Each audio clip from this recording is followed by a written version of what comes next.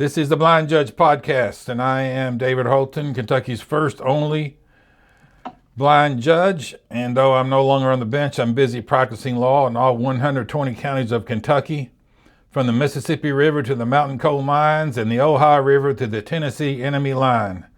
If you need an attorney, davidholtonlaw.com is your place to contact me. As you may know, if you've been observed this podcast before, and of course millions have not, but millions of people should join the Blind Judge Podcast. I'm a proud alumnus of Morehead State University, having graduated from there in 1984, and I'm proud this afternoon to be joined by Zoom quality connection here with the athletic director of Morehead State University, Kelly Wells, and the men's basketball coach at Morehead State, Coach Johnny Maddox. Gentlemen, welcome to the Blind Judge Podcast. Thanks for having us, Judge Holton. You can put it on your resume. It's our pleasure. You can put it on your resume, Johnny and Kelly, okay? I mean, and agents will be calling soon. We're in the midst of this 25-26 athletic season on the basketball court. And Coach Maddox, I want to start with you talking about your team, the season so far. We've got some wins. We've got some results on the other side of the ledger as well, but we're not worried about that. It's all about development and growth. But Kelly, you hired Coach Maddox. This is his second season as his boss, as the athletic director. How are you feeling about your choice of coaches?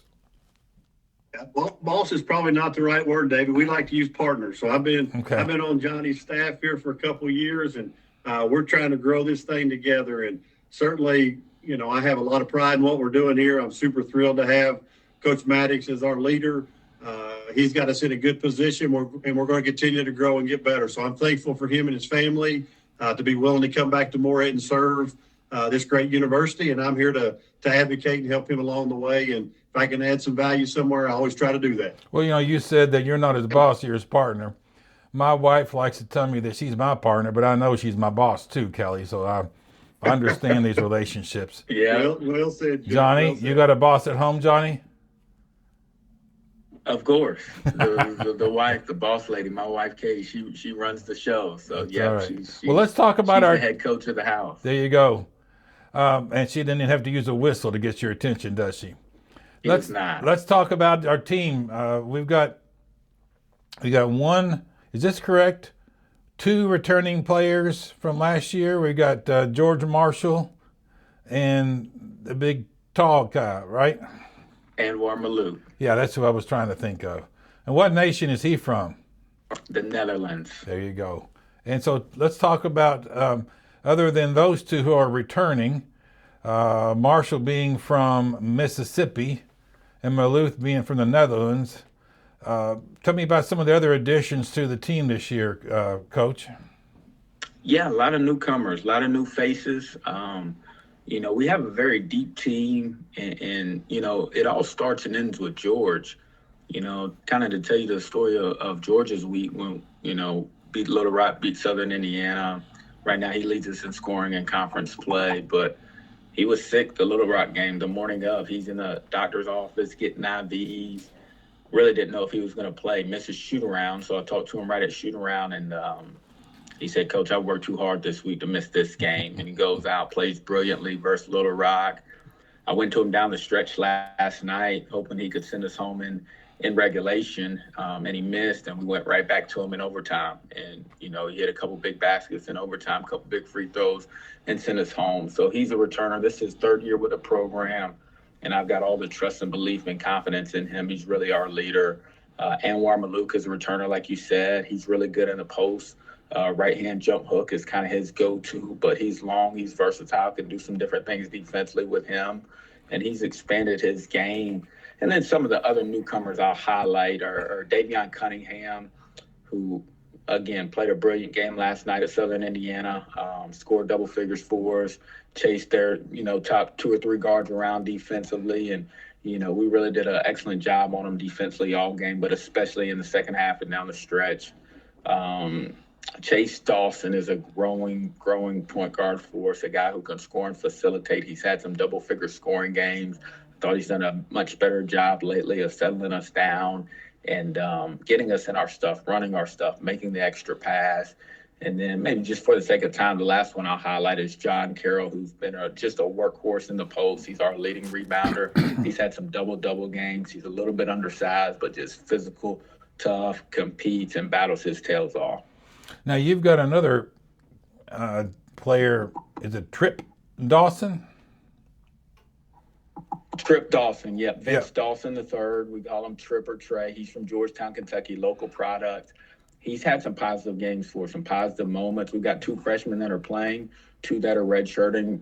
Vince Dawson is playing. He actually got hurt early in the game yesterday, kind of got dinged up and didn't go back in. And then Clayton Parker is another really developing freshman. Didn't score a lot for us yesterday, but he's always in the right position. He's a good screener, willing passer, and just executes what we ask him to do. No, I turned the game, I was listening to the game. About 3 minutes left, my wife said, it's time for dinner, time to go to dinner. And I said, well, not till this ball game is over here, honey. And we were down by 5 points with about 3 minutes left, but I had confidence in my coach and in my team. Kelly, didn't you?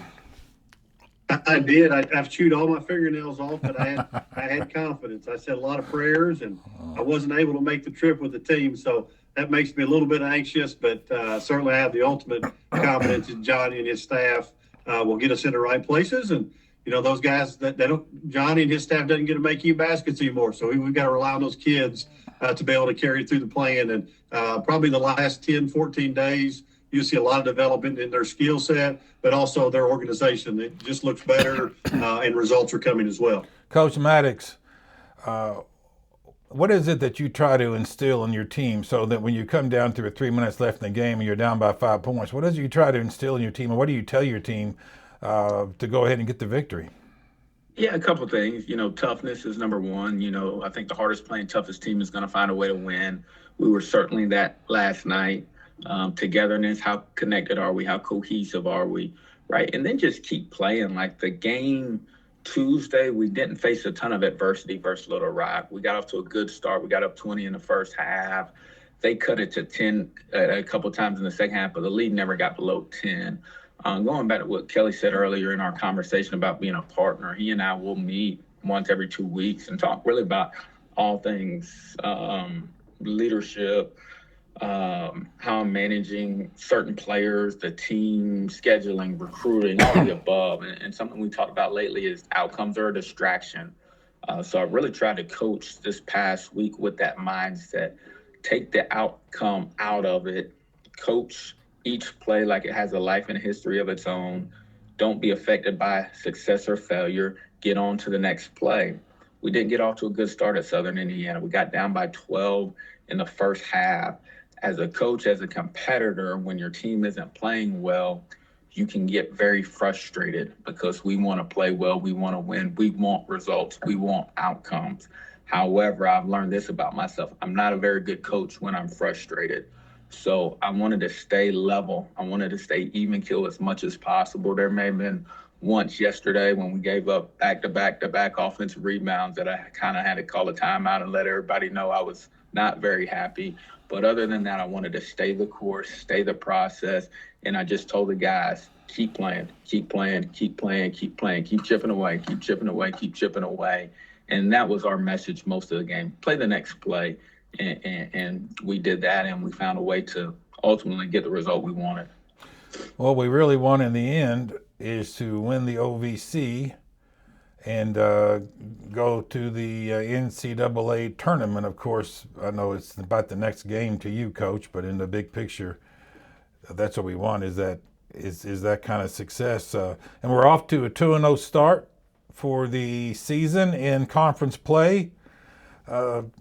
Tell me some of the teams that are projected to be some of the challengers for the league lead this year, besides the Eagles, of course. Yeah, this is how I look at it. It's a night in, night out league. I don't even know why we do preseason predictions and rankings anymore, because everybody's virtually new. There's some teams who have some returners back, but with the turnover now in college basketball, why we even do preseason rankings or preseason predictions, it's really irrelevant. Little Rock's got a long athletic team. You know, they'll be very competitive. They've had some injuries, but they're going to be right there in the mix. UT Martin had a good non-conference.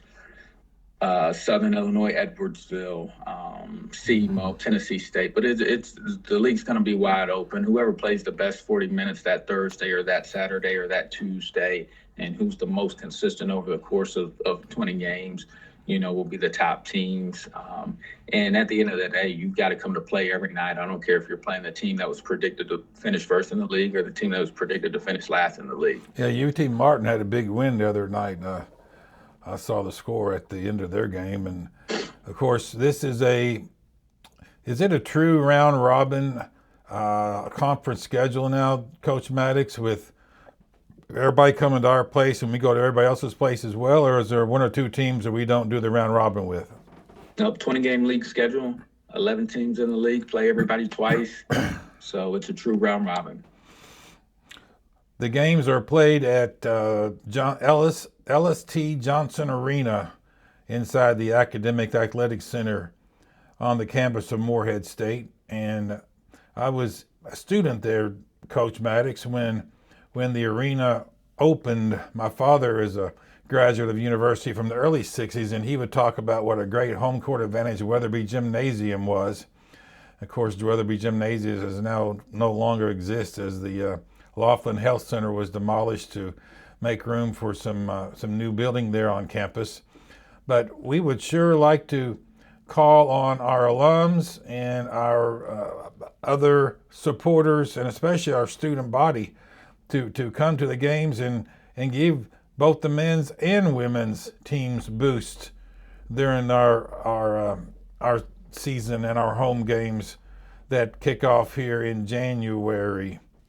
Coach, you got any encouraging words to get the students out to our games? No, just that, get out. We got two really good programs like Coach Feldhouse. I know they probably hadn't gotten the results they wanted in their first couple of games, but they're exciting to watch. They're tough. They've had a couple good wins in the non-conference. They're really, really competitive, and she's got her girls headed in the right direction. And then, we think we got the same with our program. So just encourage everybody, community, fans, students, all the above, to get out. We got two exciting teams to watch, and we'd love to have y'all support. Johnny, let's talk for just David, yes, let me jump in on piggyback that one. I'd be remiss if I didn't add a little plug right there. And I get asked all the time is like, how is something I can do as a citizen or alumni or a fan do to help Morehead State basketball, men's and women's? And it really is pretty simple. Get involved. Get your season tickets. Get your butt to the AAC. Come watch these teams play. Support them. Get to know the coaches. Get to know the players. It's a great experience. To be able to show our blue and gold pride off is the most important. Now, do we need money and do we need donations? Yes, we need all those things. But the greatest impact you can make is being a part of what we're doing as an organization. So hip, hip, hooray to the Eagles. And we want to make sure that as many people hear the good word about Morehead State as possible, we can get there. Coach Wells, I will commit to sponsoring another Greek night at one of your contests this winter to supply some prize money to get some of the students and the sororities and fraternities and other student organizations out to one of your game nights. That means a lot. And of course, when our students are here and our Greek life is hopping, the atmosphere is really, really good. It's during the Christmas time and when school's out of session that we struggle to get the right crowds in there. So not just in Morehead, but regionally, we need all our folks to come here exactly. And quit driving up the highway and down the highway and stop here at Morehead State and join us at our games. All right, Coach Maddox, I want to talk to you a little bit about the current state of college athletics, especially with this new NIL era. Sure. You've lost some players who went other places for this season, and you had to go, and I guess you found some of these gentlemen in the transfer portal, and is that correct? Correct. Tell me. Yeah, kind of how I explain it is go ahead. The portal gives and the portal takes. Like Has Morehead State lost good players to the transfer portal? Absolutely. Have we gained good players through the transfer portal? Absolutely. So it's really a neutral entity. It's like money. You know, if I gave you $1 million today, Judge Holton, you could use it for good, you could use it for evil. You know, where the transfer portal gets sideways, especially with fans, is players who misuse the transfer portal for the wrong reasons. Players who are, I was looking up somebody yesterday, 4 schools in 4 years, you know, that's not really using it, you know, how it's designed to be used. Coach Wells shared his story, I think, before we got on. He goes to University A, coach gets let go, new coach is brought in. Is it the best fit for me? Is it not the best fit for me? Everybody's got to make those decisions, and then, right, you can leave and go and make the best decision for you. But where it's gotten sideways is the money hunting, things of that nature, where it's just, let me get in the portal every year. Let me go make as much money as possible. I really don't care about my education. I really don't care about being a good teammate or having a good college experience. I'm just money chasing. Now we have misuse of something that was put in place not to be misused. So those are kind of my thoughts on it. Like I said, we've had good players here that we've lost to other schools, but we've also found good players through the transfer portal. That'll help us continue to be successful. Coach Maddox, I know that time with your family is very limited during the season, and I want to thank you for coming on the podcast. I'm going to speak with your athletic director for a few minutes here about some other sports on campus. But again, we appreciate you for the second year in a row now. You're 100% on the Blind Judge podcast, Coach Maddox, and we appreciate your time, and my best to your wife and your 3 young children. And I'll be up in the Johnson Arena to see you sometime in January. I'm going to be in the Dominican Republic the first week of January. So unless you're playing a game down in Punta Cana, I won't see you there, Johnny. But we'll try to catch you on the fly up here. Well, we won't be down there, but always appreciate your support, David, and your support for Morehead State and Morehead State athletics and how you keep up with us. And thank you for the text the other night after we won, and I just appreciate it and look forward to seeing you soon. Right, and you speak with Kelly and Coach Feldhouse and see which of the games would be a big one for me to put some money behind to try to get some students out to support the teams, all right? Sounds like a plan. And my best to your family, Johnny. And we know we're going to get lots of wins this year, and we're looking forward. But regardless, we're there because once an Eagle, always an Eagle, right, Johnny? That's it. All right, Coach Wells. I think you hired Yes, I think you hired a pretty good guy there to put in at the helm of the basketball program. I don't have to think about it. I know it. I wouldn't have done it if I didn't believe in it. So well, tell me. You'll find I don't sugarcoat a lot of things. So you had. Was last year Coach Feldhouse's first year with the program as well? This year's her first year. So okay, I thought it was last year. She's just now getting rocking and rolling. Gotcha. So let's talk about the women's program. Now, Coach Feldhouse, you came through Mason County in your path, your professional path as a coach at Mason County High School in Maysville, Kentucky, correct? I did, and so my best years in coaching, but also my best years in life. So great place, and had an opportunity to get to know that Feldhouse family pretty well along the way. Well, my father was a student at Morehead State. He did his student teaching in Maysville. So I've heard a few stories that my dad would tell about driving back and forth between campus and Maysville to do his student teaching. Tell us a little bit about Coach Feldkamp and her background and her team and development and so forth. Yeah, Coach Feldhouse is one of those just really basketball backgrounded person. So like she came up in coaching. Her mom's a cheerleading coach. Her dad's a basketball coach. Her grandpa, basketball coach. Her whole family is involved in the game. So, one of the things we really wanted to look for is somebody who just deep down to their bones loved the sport, loved the game. But what we found along our research was somebody who loved kids and loved coaching people. And you're seeing that in our team. Like our team is smiling. Our team is playing hard. They're doing all the little things. And you and I have talked many times. I'm a big believer that winning is just a byproduct of doing everything else right. She's getting all the things right. The byproduct of winning will come down the road. She's very intense. She has high expectations. You wouldn't expect a Feldhouse not to have that right. So she is definitely dialed in. Those girls respect and they also respond to her coaching. So she's a Gen Xer, and she knows what they need to be successful and to be happy, and she is certainly pulling that out of them. Now I'm directing next comment to Cameron, my producer here in the studio. Oh. Cameron, the Morehead State women's basketball team this year only has 2 players from the United States. The rest are from other countries around the world. That's a pretty interesting combination of players, Kelly.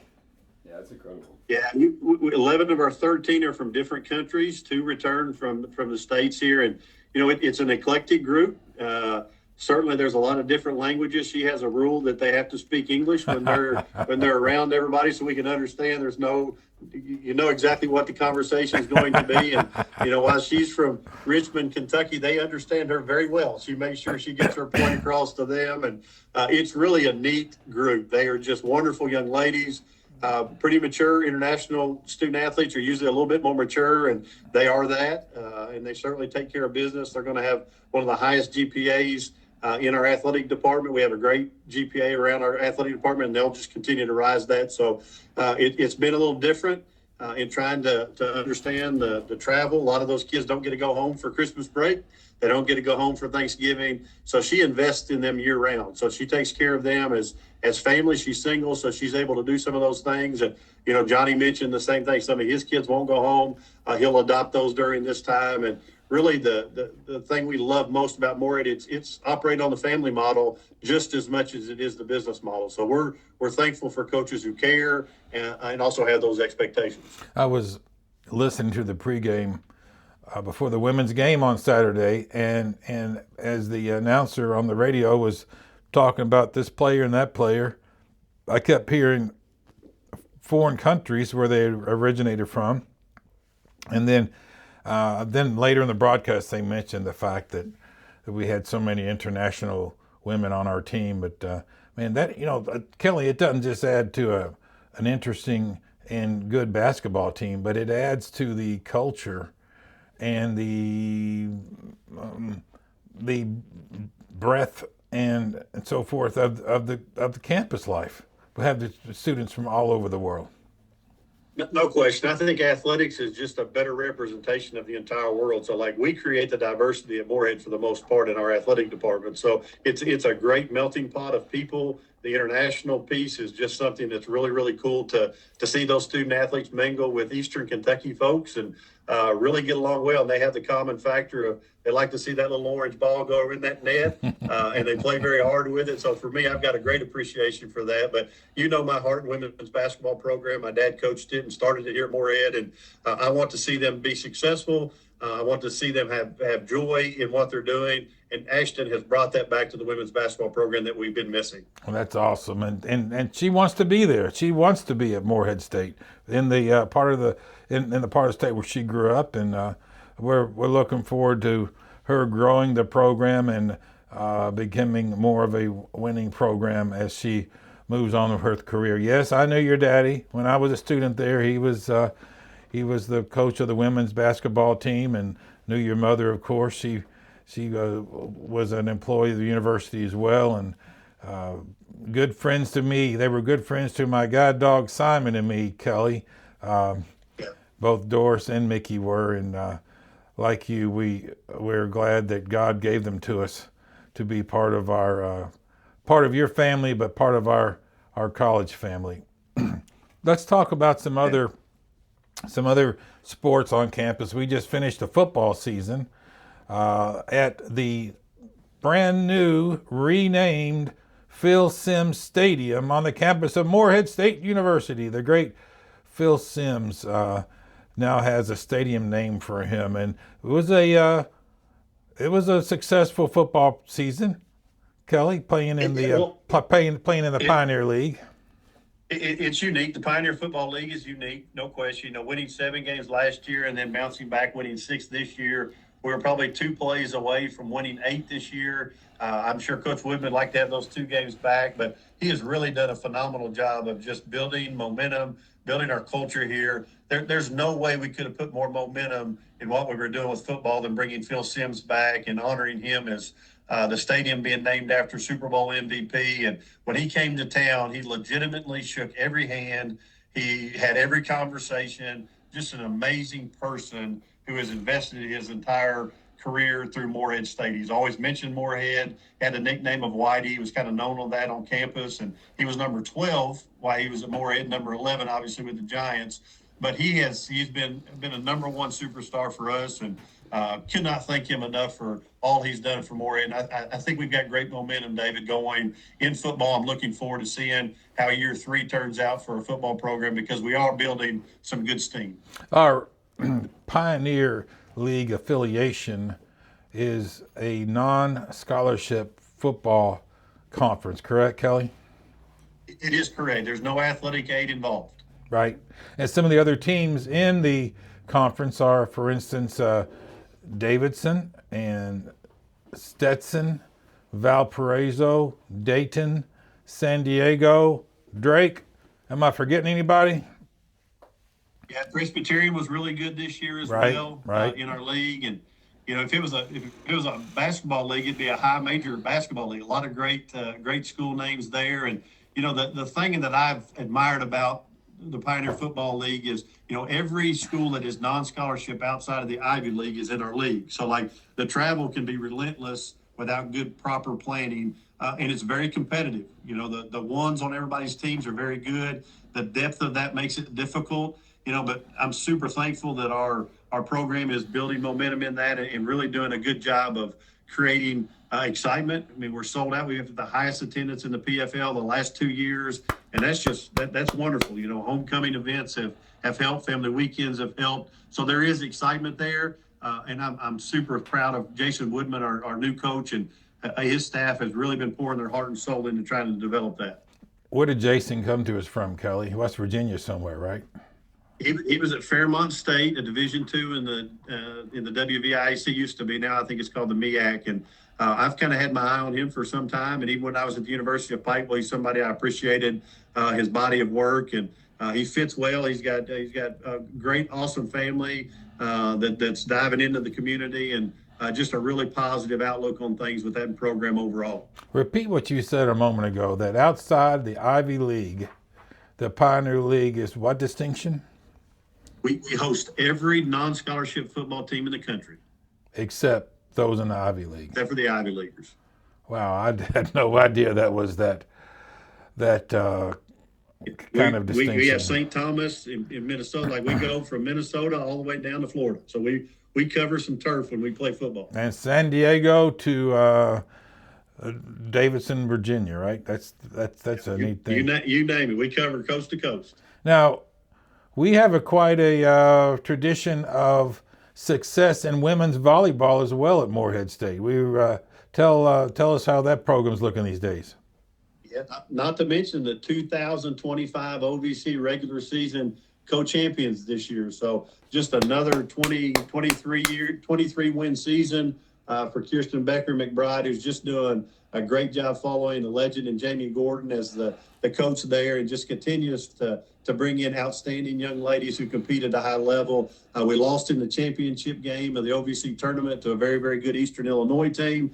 But again, just another championship brought to Morehead State, and Coach and her team had an amazing group, and we return a collective group of that. So we'll lose 3 seniors, but return a lot of talent. So we're looking forward to repeating again and continuing to grow that program that we have a lot of success in overall.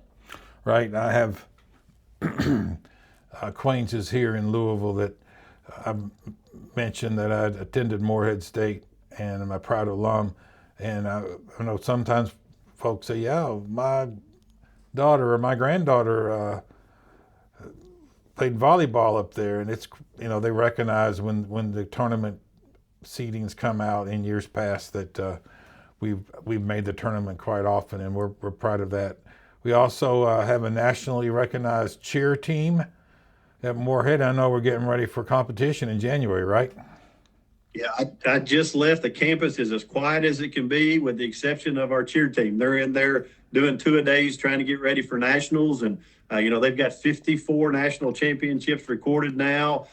This year coming, we have 4 teams that are coming. So we have large co-ed, small co-ed, all girl, and then game day. So we have an opportunity to win 4 national championships there when we go. Last year we finished runner-up in all 4 of those. So we've got some unfinished business that we're traveling down to Daytona to try to take care of here in a few months. Well, we're pulling for those athletes, and truly, Coach, they're athletes as well, aren't they? They're as athletic as anybody on our campus, and they work as hard or maybe twice as hard as everybody else. So when I watch them and the rigors they go through practice and training, it's really a tip of the hat. They do an amazing job, and we have several of them that work in our office, so we've got very attached to them, and we just want them to have great success. Tell me about another sport that I've heard competes there at the university, and that is beach volleyball. Is that correct? It is, and I know that's hard to believe that we have a beach volleyball court on campus, but and it's not even at Eagle Lake, David. It used to be where or Cave Run, right? Or Cave Run. We have beaches at both those, but it's a really unique sport. It's in twos, it's in pairs, and a lot of our indoor beach players also play beach volleyball. It's a really cool, exciting, quick action sport that's kind of was new to me when I came to Morehead State, but they're very, very talented, very, very good, and obviously when you have good indoor, it means you're going to have good beach too. So we're excited about that season coming up. We hope the weather changes, obviously, before we have to go to the beach. But they are a wonderful group, again, that do good work as well. Tell me again. You mentioned, and I was talking over you. Where is the competition held? At the former what location of what on campus?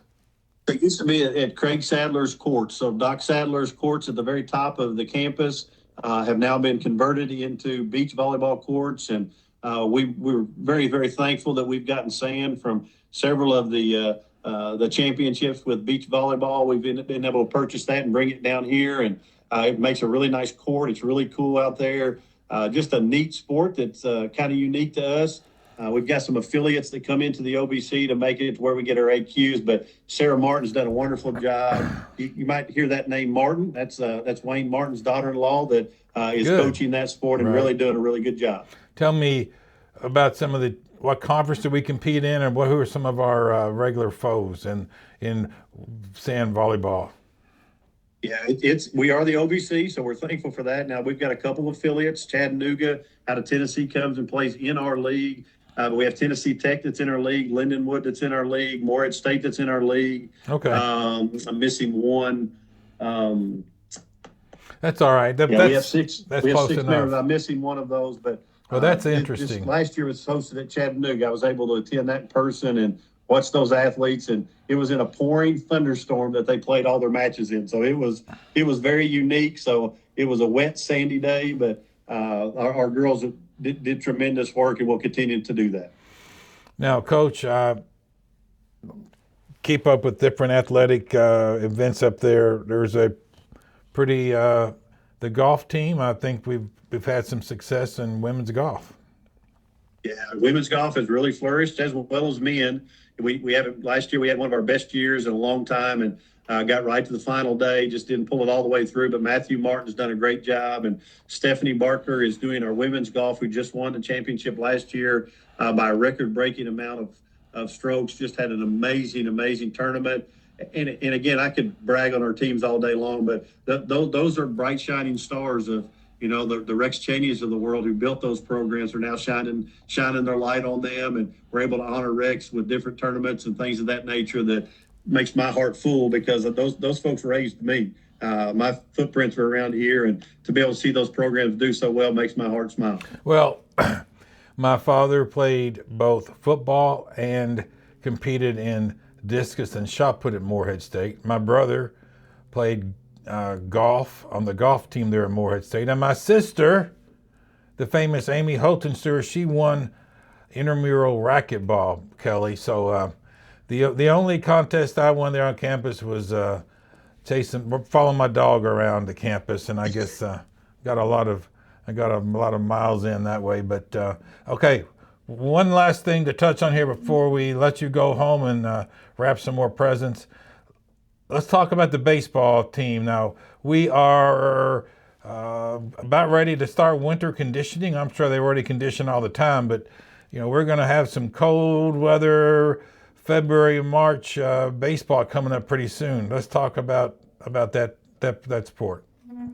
Yeah, baseball, softball both did a lot. They do the fall and spring seasons, and both had a really good opening opportunities to train and play some scrimmages. But they'll hit the ground running as soon as we get back from Christmas break. They're in the indoor, and they're taking BP, they're weight training, they're doing culture work. Just an amazing group of men and women too. So they'll hit south obviously a lot. We try to get them south to play early season as much as we can, but we're also proud of our facilities here at Morehead State. So they'll try to get games in where they can with the weather, but it makes it difficult for our geography to play a lot of those early season games at home. But we're excited. I think our baseball team will be much improved from last year, and I think they're excited about the opportunities. We beat Kentucky in an exhibition during first semester, and they beat us in I think it was 6-4 and 4-6. So very, very competitive. And if we're competing with SEC schools, I like our chances in the OVC. So I really have a great affinity for that program. And Kenna Allen Gaucher, who is my associate here, Sonny Allen was her grandfather, and to be able to play on Sonny Allen Field and represent it the right way, I think those guys know the responsibility that comes with that. Absolutely. So we're excited about that. Women's college softball and college baseball are really growing in popularity and coverage, aren't they? They really are. And I'd be remiss if I didn't mention our cross country and track teams. We've just got our track back, so track is really growing, and Coach Dixon and Coach Springfield are doing a great job of growing that program really from scratch. We've had a track around our football field for years, but it never had a track surface on it. So just last year we were able to get that track surface down. So now they have a practice place and a competition place to get that going, and they're really moving the needle in terms of that. And it helps with enrollment, but it also helps with energy and opportunities to get points in the Commissioner's Cup as well. And one of our other programs, Rifle, is doing great co-ed. They were kind enough to let me come down and shoot at the range, and they cleared it all out, made sure nobody was around. But they trained me how to shoot. I've never shot a gun before, and certainly they did an amazing job in trying to help me understand the difficulties of what it looks like to be a novice shooter. But I had a great time with them, and certainly was thankful for the coach and his staff for letting me do that. Well, Coach Kelly Wells, we are happy that you are at the helm of the Morehead State Athletic Department. Kelly is a native of Morehead, Kentucky, where, as we mentioned earlier in this podcast, his mother and father were both employees at the university. His father was a women's basketball coach. He then went to Tulsa University on a basketball scholarship and transferred back and finished his last 3 years as an Eagle, and then began his coaching tour with high schools. And this is one thing I don't quite understand, Kelly. And you left Hawaii for Pikeville, okay? You had a job in Hawaii, and you went back to beautiful Pikeville, Kentucky, man. It kind of calls into question your judgment, brother. Well, I think you know me well enough, Judge, to know that when mom and dad and family are involved, that's going to trump any palm tree out there. So I had to get back to my people, and certainly I can go visit Hawaii. We actually took our family out there this summer, but home is home, and I'm certainly just overwhelmed, pleasured to make that full circle back to Morehead, Kentucky. Well, we're proud of the job you've done. The last 2 seasons, we've had winning football seasons. We've got the new brand on the football stadium there on campus. We've got a baseball program that looks like it's trending in the right direction, successful cheer programs, women's volleyball, golf, track and field is back, right? And now we're talking about women's softball and these basketball teams are ready to compete in the OVC and hope to go dancing in March. Kelly, we appreciate your time, sir, and call on me if I can do something to support your efforts there on campus. Morehead State was a special place to my family and me. and my dog and I arrived on campus in 1980. My first guide dog, Simon. I was 18 years old. He was 16 months old. We didn't know a soul on campus, Kelly, not one soul. I knew how to get to the classroom buildings, and my dog knew how to get to the cafeteria. But before too long, between my dog and my guitar, it wasn't hard to meet people, and especially co-eds. And Simon became very popular on campus. And before it was over, he was voted big man on campus, Kelly. And I was elected president of the student body at Morehead. So it's a special, special place to me. I was there as a baby. My parents married, and Dad was in college, and so I was a baby living there on campus, and returned, and still have a special, special place in my heart for the place, just like you do. Thank you again for coming on the podcast, and we'll look forward to your continued leadership with the Morehead State Athletic Department. Thanks, David, and you're impactful, and I say this all the time, the Morehead State's about our people, and you're one of those people. So thanks for being a part of what we do here, and being engaged and being interested means the world. And I say this all the time, our family model is important to us here. Please stay attached. Please stay involved in everything we're doing, and we'll try to make you proud every day. Well, call on me when the coaches and you decide which night we want to put some money behind the games, all right? We'll make it happen.